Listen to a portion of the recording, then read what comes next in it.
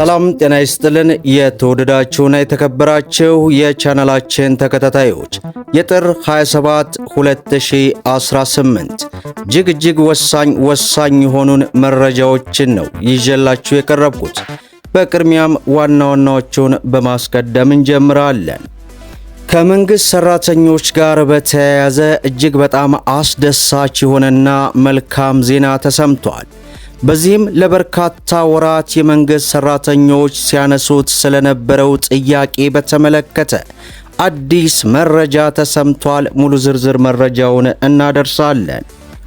ዜጎች ወደ ክልል የሚያደርጉትን ጉዞ በተመለከተ የጉዞ እገዳ ስለመጣሉም በዚህ ሰዓት አውቀናል። ይህንንም ወደ እናንተ ይዘናል። መንግስት ላለፉት 4 ዓመታት ሲያደርግ የነበረውን የነዳጅ ምርቶችን በተመለከተ በዚህ ሰዓት አዲስ ውሳኔ ተሰምቷል። ይህንንም በዝርዝር እናደርሳለን። በሌላ በኩል የተሽከርካሪ ታርጋ ቅየራን በተመለከተ በዛሬው ዕለት ተግባራዊ ተደርጓል። ይህንንም እናደርሳለን። እንዲሁም ከፋይዳ ዲጂታል መታወቂያ ጋር በተያያዘ ሰሞኑን መቋረጡ ይታወቃል። በምን ምክንያት ነው የሚሉትና ዝርዝር መረጃዎች ወደ እናንተ እናደርሳለን። ቪዲዮውን ላይክ፣ ቻናሉን ሰብስክራይብ እያደረጋችሁ እስከ መጨረሻው አብራችሁን ቆዩ። በቅድሚያም መንግስት ላለፉት 4 ዓመታት ሲያደርግ የነበረውን የነዳጅ ምርቶችን በተመለከተ አዲስ ውሳኔ በዛሬው ዕለት ተሰምቷል። መንግስት ላለፉት 4 ዓመታት በነዳጅ ምርቶች ላይ ሲያደርግ የነበረውን ድጎማ በከፍተኛ ሁኔታ በመቀነስ እስከ መጪው የካቲት 2018 ድረስ መጨረሻ ላይ ከድጎማ ስርዓቱ ሙሉ በሙሉ እንደሚወጣ ካፒታል ያገኘው መረጃ አመላክቷል። ይህ ውሳኔ መንግስት ከዓለም አቀፍ የገንዘብ ተቋም ጋር በገባው ቃል መሰረት የኢኮኖሚ ማሻሻያን ተግባራዊ ለማድረግ የወሰደው እርምጃ አካል መሆኑን ለመረዳት ተችሏል። ባለስልጣናቱ በገቡት ቃል መሰረት በዚህኛው የታህሳስ ወር መጀመሪያ ላይ አዲስ የዋጋ ጭማሪ ተግባራዊ የተደረገ ሲሆን በዚህ መሰረት ለተጠቃሚዎች የሚቀርበው የናፍጣ ዋጋ በ11 በመቶ የቤንዚን ዋጋ ደግሞ በ5 በመቶ እንዲጨምር መደረጉም ይታወሳል። በሌላው መረጃችን ወደ ክልሎች የሚደረግ ጉዞን በተመለከተ አዲስ የጉዞ እገዳ ተጣለ። የአውስትራሊያ መንግስት ዜጎች ወደ ትግራይ ክልል እንዳይጓዙ ከፍተኛ የጉዞ ማስጠንቀቂያ ማውጣቱን የስማርት ትራቨል ጉዞ መረጃ መድረክ አመላክቷል። በትግራይ ክልል ያለው የጸጥታ ሁኔታ ያለምንም ቅድመ ማስጠንቀቂያ በድንገት ሊባባስ ስለሚችል ዜጎች ወደ ክልሉ ከማንኛውም አይነት ጉዞ እንዲታቀቡ ተጠይቋል። የአውስትራሊያ ባለስልጣን በአሁኑ ወቅት በትግራይ ክልል የሚገኙ ዜጎች አመቺ ሁኔታዎችን በመጠቀም የንግድ በረራዎች ወይንም መንገዶች ክልሉን ለቀው እንዲወጡ አሳስቧልም ተብሏል።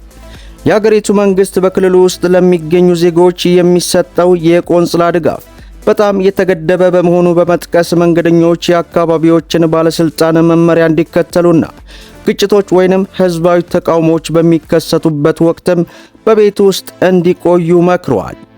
ይህ በእንዲህ እንዳለ ከትግራይ ክልል በተጨማሪ የአውስትራሊያ መንግስት ዜጎች ወደ አማራ፣ ቤንሻንጉል ጉሙዝ እንዲሁም ጋምቤላ ክልሎች እንዲሁም ከኤርትራ፣ ከሱዳን፣ ከደቡብ ሱዳን፣ ከኬንያና ሶማሊያ ጋር በሚያዋስኑ የድንበር አካባቢዎች ጉዞ እንዳያደርጉ አሳስቧል። ማስጠንቀቂያው ከአማራ እና ከቤንሻንጉል ጉሙዝ ክልል ጋር የሚወሰነው የኦሮሚያ ሰሜናዊ ክፍልንም ይጨምራል ማለቱ ተገልጿል። በሌላው መረጃችን የፋይዳ ዲጂታል መታወቂያን በተመለከተ መቋረጡ አዲስ መረጃ ተሰምቷል። የፋይዳ መታወቂያ የፒዲኤፍ አውርዶ የመያዝ አማራጭ በጊዜያዊነት ተቋርጧል ያለው የብሔራዊ መታወቂያ ፕሮግራም የፋይዳ መታወቂያ በፒዲኤፍ አውርዶ የመያዝ አማራጭ በጊዜያዊነት የተቋረጠበት ምክንያትም እንደሚከተለው ቀርቧል። በየአካባቢው የሚገኝ የኢንተርኔትና ህትመት ቤቶች ጥራት በሌለው ካርድ እየታተመ በመሆኑ የገለጸ ሲሆን የአንድን ግለሰብ ትክክለኛ ያልሆነ መረጃ በፎቶሾፕ እያስመሰሉ በመስራት የተለያዩ የማህበረሰብ ክፍሎችን እያጭበረበሩ ያሉ አታሚዎች በስፋት መታየታቸውን ገልጿል። ከከተማ ራቅ ብለው የሚኖሩና በቂ ግንዛቤ የሌላቸው ዜጎች ትክክለኛ ባልሆነ የካርድ ህትመት እየተታለሉ ገንዘብና ጊዜያቸውን ከመጭበርበር ባሻገር የሚፈልጉትን አገልግሎት ማግኘት እንዳይችሉ እያደረገ በመሆኑ እንደሚገኝ ተገልጿል። ስለሆነም ዜጎች የኢፋይዳ አማራጭ ሲፈልጉ በፋይዳ አይዲ ሞባይል መተግበሪያ ላይ በቀላሉ ማግኘት እንደሚችሉ የብሔራዊ መታወቂያ ፕሮግራም አመላክቷል።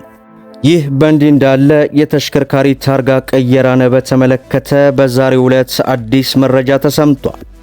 የፌዴራል ፖሊስ ሎጂስቲክ ዋና መምሪያ ኃላፊ ረዳት ኮሚሽነር እሸቱ እንደገለጹት ከ50 ዓመታት በላይ አገልግሎት ላይ የነበረው የፌዴራል ፖሊስ ተሽከርካሪ ሰሌዳ የተዘበራረቀና ወጥነት የሌለው እንዲሁም ለቁጥጥር አመች እንዳልነበር ተናግረዋል። በንጽጽር አዲሱ የተሽከርካሪ ሰሌዳ ከቴክኖሎጂ ጋር የተሳሰረና ከመረጃ ቋት ጋር የተጣመረ መሆኑን ጠቅሰው ሰሌዳው በህገወጥ መንገድ የሚዛባ ሚስጥራዊ መለያዎችን የያዘ በመሆኑ ለቁጥጥር እንዲሁም የሥራ እንቅስቃሴን ቀልጣፋ ከማድረግ አኳያ ከፍተኛ አስተዋጽኦ ይኖረዋልም ብለዋል። ተሽከርካሪ ሰሌዳ የኢትዮጵያ ፌዴራል ፖሊስን ዓለም አቀፍ ተወዳዳሪነት ከማላቅ ረገድ ሚናው የጎላ መሆኑን ገልጸው ለህዝቡ የሚመጥን አገልግሎት ለመስጠት እንዲሁም የወንጀል ምርመራና ክትትል ስራን ለማሳለጥ አጋዥ እንደሚሆንም ተመላክቷል። ይህም ኢትዮጵያ የጀመረችውን የዲጂታል 2030 ግብ ከማሳካትና አገልግሎቶችን ከቴክኖሎጂ ጋር የማስተሳሰር ትልም እንዳለውም ተጠቅሷል። በሌላው መረጃችን ለመንግስት ሰራተኞች እጅግ በጣም አስደሳች የሆነ ዜና ተሰምቷል። በዚህም የመንግስት ሰራተኞች ለበርካታ ወራት የቤት ችግርን ይቀርፋል ስለተባለውና ከመንግስት በኩል ሲጠብቁት የነበረውን አነጋጋሪ መረጃ በዚህ ሰዓት ይፋ ሆኗል። የአዲስ አበባ ከተማ ከንቲባ ወይዘሮ አዳነች አቤቤ በዛሬው ዕለት ለመንግስት ሰራተኞች መምህራን የመኖሪያ ቤት ህንፃ ግንባታ ማስጀመራቸውን በዚህ ሰዓት ይፋ አድርገዋል። ግንባታው የተጀመረው በለሚ ኩራ ክፍለ ከተማ ሲሆን 6194 መምህራን በ57 ማህበራት በመደራጀት 25 በመቶ በመቆጠብ 3.8 ቢሊዮን ብር እንደቆጠቡ ከንቲባ አዳነች አቤቤ ገልጸዋል።